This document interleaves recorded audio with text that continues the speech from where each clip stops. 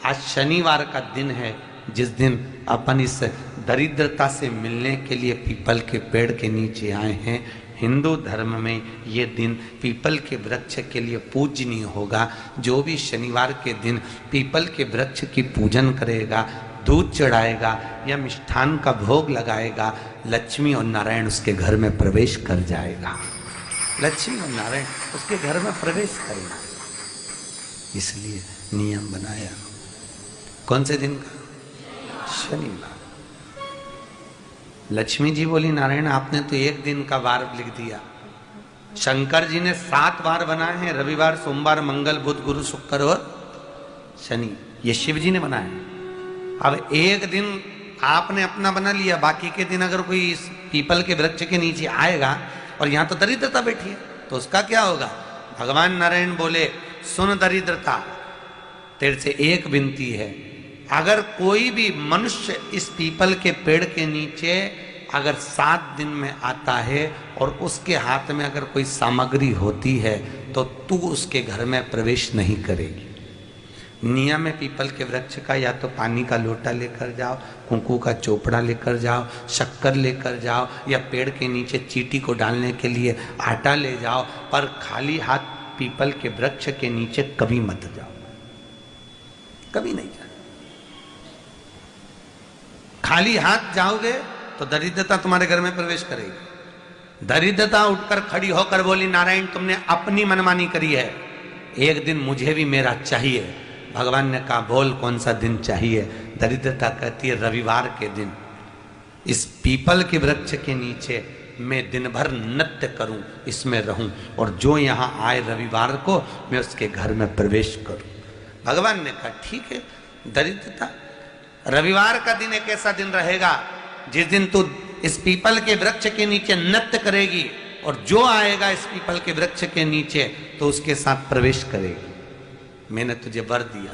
इसलिए हमारे यहाँ केवल पीपल का वृक्ष अगर दीवार में भी लग जाता है ना, किसी की फैक्ट्री की दीवार में, किसी के घर की दीवार में पीपल का वृक्ष अगर लग जाता है, पीपल का पौधा लग जाता है, उसको कितना भी तोड़ लो वो वापिस लग जाएगा। फिर तोड़ोगे फिर लग जाएगा।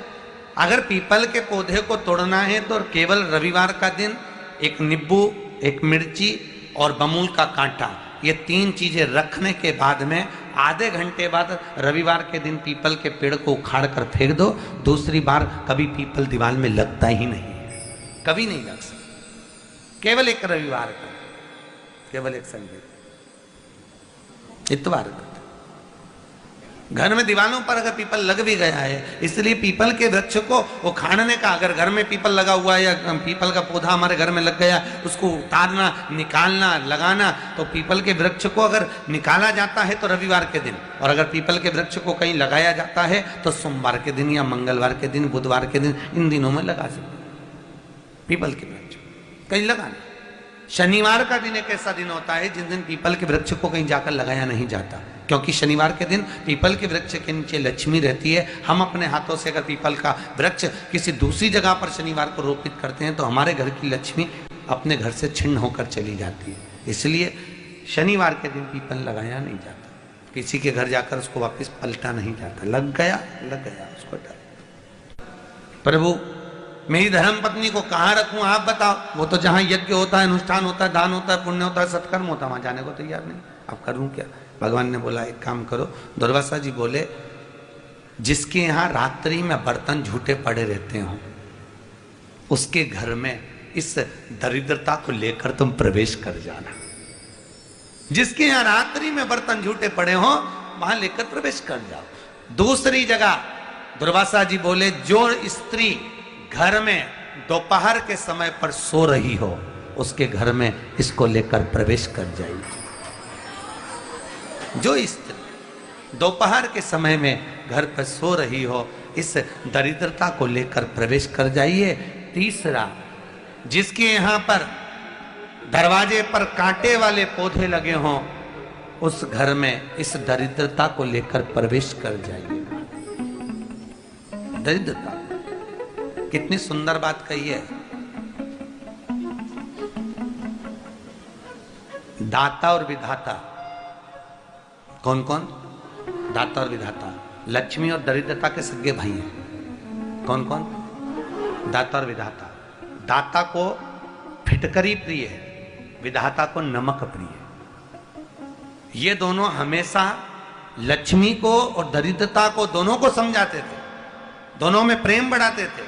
आज भी हिंदू धर्म की रीति है। यहां तो ठीक है, जिसके यहां पर भी अगर थोड़ी सी भी परेशानी होती है, थोड़ा सा क्लेश होता है, अशांति होती है, लक्ष्मी नहीं टिक रही हो, काम नहीं बन रहे हो, बहुत प्रयास करा जा रहा हो और हमारा कार्य नहीं होता, तो क्या करते हैं? फिटकरी और नमक को पानी में डाल देते हैं और घर में पोछा लगा देते हैं। आप लोगों ने आजकल फेसबुक पे भी पढ़ा होगा, व्हाट्सएप पे भी पढ़ा होगा। तो क्यों लिखा उसमें? उसका कारण ही केवल होता है कि दाता और विधाता की प्रियता उसमें। माता ख्याति के जो 4 बच्चे हुए, इसमें जो 2 लड़के हैं, दाता और विधाता, उसकी प्रियता उसकी पूर्णता उसमें। अब दुर्वासा जी बोले अपनी धर्म पत्नी को वहां लेकर, जहां कांटेदार पौधे लगे हों वहां पर लेकर प्रवेश कर जाइए। कांटेदार पौधों में उस दरिद्रता का निवास हो गया। शंकर पर विश्वास रखकर एक एक पल, एक एक घड़ी, एक एक समय, एक एक नक्षत्र का शिव महापुराण में वर्णन है। यहां तक शास्त्र कहता है कि पीपल के वृक्ष की जब भगवान शिव रचना करे, पीपल के वृक्ष की जब रचना करी गई, तो उस पीपल के वृक्ष में भी कौन सा समय किसका है, ये शिव महापुराण वर्णन करती है। सुबह 4 बजे से लेकर 7:30 बजे तक पीपल के वृक्ष में ब्रह्मा जी का वासा होता है। 7:30 बजे से लेकर 10:30 पौने 11 बजे तक पीपल के वृक्ष में भगवान विष्णु का वासा होता है। 10:30 बजे से लेकर पीपल के वृक्ष में 11:30 बजे तक पितरों का वासा होता है। 11:30 बजे से लेकर 12:30 बजे तक पीपल के वृक्ष में आहूतों का वासा होता है। 12:30 बजे से लेकर शाम को 4 बजे तक पीपल के वृक्ष में वासुकों का वासा होता है। 4 बजे से लेकर शाम को 7:30 बजे तक पीपल के वृक्ष में शंकर का वासा होता है। 7:30 बजे से लेकर 9:30 बजे तक पीपल के वृक्ष में कुबेर का वासा होता है। 9:30 बजे से लेकर फिर कुबेर के वृक्ष में अन्य देवों का वासा चालू हो जाता है। इसलिए हमारा हिंदू धर्म कहता है, हमारे शास्त्र कहते हैं कि पीपल के वृक्ष को जब पूजा जाता है, पीपल के वृक्ष की जब पूजन करी जाती है, तो सुबह 10:30, 11, ज्यादा से ज्यादा 11:30, ज्यादा से ज्यादा 12, उसके पहले पीपल के वृक्ष की पूजन कर लेना चाहिए। क्यों? क्योंकि 11:30 बजे से लेकर 12:30 बजे तक पीपल के वृक्ष में पितरों का वासा रहता है, आहूतों का वासा रहता है, फिर वासुकों का वासा आता है। पितृ किसको कहते हैं? महाराज जो पूरी उम्र लेकर चले गए और उनके भीतर अभिलाषाएं बहुत थी, मैं ये भी करना चाहता हूं, मैं ये भी करना चाहता हूं, वो पितृ हो जाते हैं। आहूत किसको कहते हैं? जिस माता के गर्भ में बच्चा जन्म ले और मर जाए, या 6 महीने का गर्भ धारण करने के बाद अवर्षण हो जाए, जीव पड़ने के बाद 6 महीने के बाद अगर बच्चा गर्भ में भी शांत हो जाता है, कुंवारी अवस्था में शांत हो जाता है, जिसका विवाह नहीं हुआ ऐसा बच्चा जब शांत हो जाता है, अधोगति में कोई मर जाता है, सुसाइड कर कर, एक्सीडेंट में, किसी भी रूप में मर जाता है, तो वो आहूत कहलाता है। और बहुत ध्यान देना साहब, शिव महापुराण की कथा कहती है पितरों को भाग मिलता है, इसलिए पितृ तृप्त रहते हैं। कितने भाग्यशाली! खूब भजन करो, खूब स्मरण करो। अमावस्या है, अमावस्या के दिन प्रदोष काल में, प्रदोष के समय पर, प्रदोष काल में शाम के समय पर जाकर किसी भी नदी, तालाब, बावड़ी, कुआं, कहीं ना कहीं जो आपके पास में हो, वहां पर एक घी का दिया, बत्ती का मुंह दक्षिण की ओर कर कर अवश्य जला कर जाना। सारे पितृदोष समाप्त हो जाएगा, सारा पितृदोष समाप्त। अमावस्या के दिन किसी भी जलाशय के पास में, नदी, तालाब, बावड़ी, कुआं, जो आपके शहर में, आपके गांव में, आपके नगर में हो, वहां जाकर लगा दे। अगर नदी, तालाब, बावड़ी, कुआं नहीं है तो पीपल का वृक्ष हो या बेलपत्री का वृक्ष हो या बट का वृक्ष हो, उसके नीचे लगा दो प्रदोष काल में। पर अमावस्या के दिन लगाएं जरूर। क्यों?